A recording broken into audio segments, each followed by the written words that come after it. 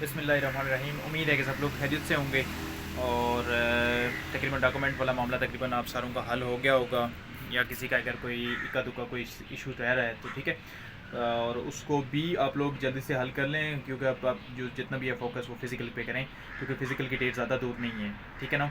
आज तकरीबन जो अपडेट आ रही हैं वो यही है कि जैसे ही ये सिचुएशन ख़त्म होती है, ठीक है, चाहे वो 10 दिनों में होती है, 15 में होती है या 20 दिनों में, उसके नेक्स्ट वीक ही फ़िज़िकल की कॉल आप लोगों को कर ली जाएंगी।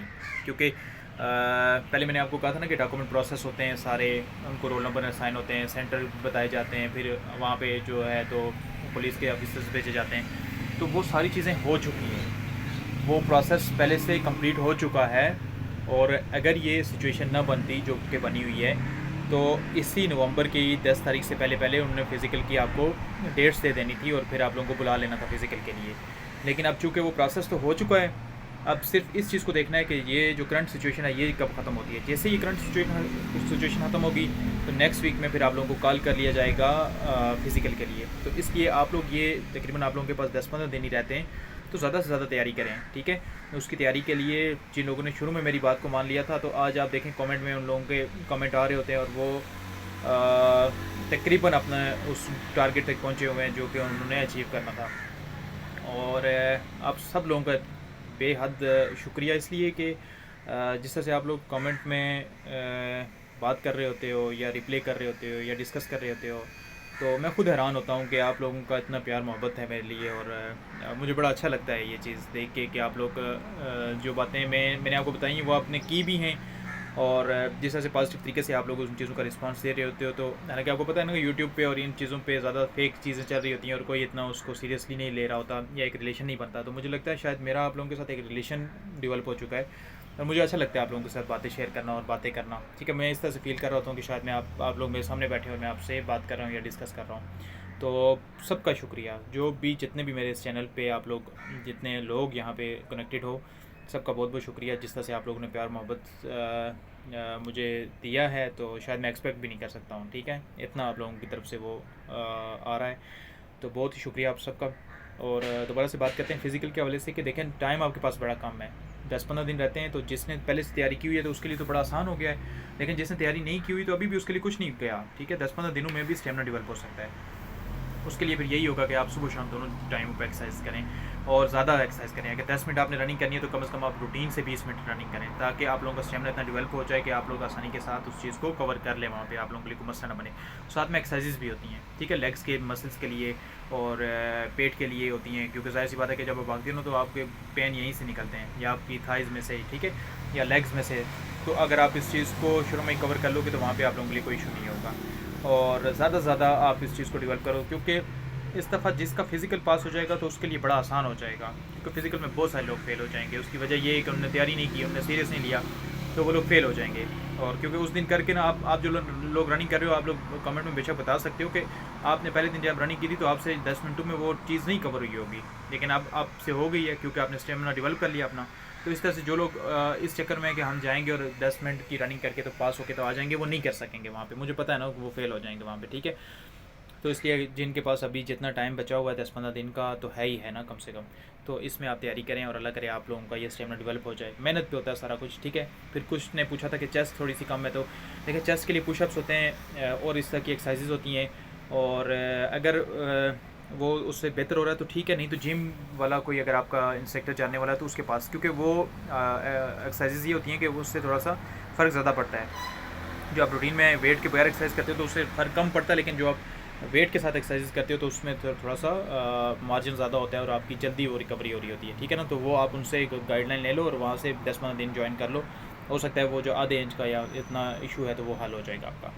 ठीक है, और बाकी सैलरी के हवाले से फिर आप लोगों ने पूछा था, तो चले मैं एक थोड़ी सी डिटेल बता देता हूँ कि ड्यूटी क्या होती है, सैलरी क्या होती है और छुट्टी का क्या सीन होता है, ताकि ये भी आप लोगों को एक दफ़े से पता चल जाए। या मेडिकल जो होता है तो वो बाद में मिलता है नहीं मिलता।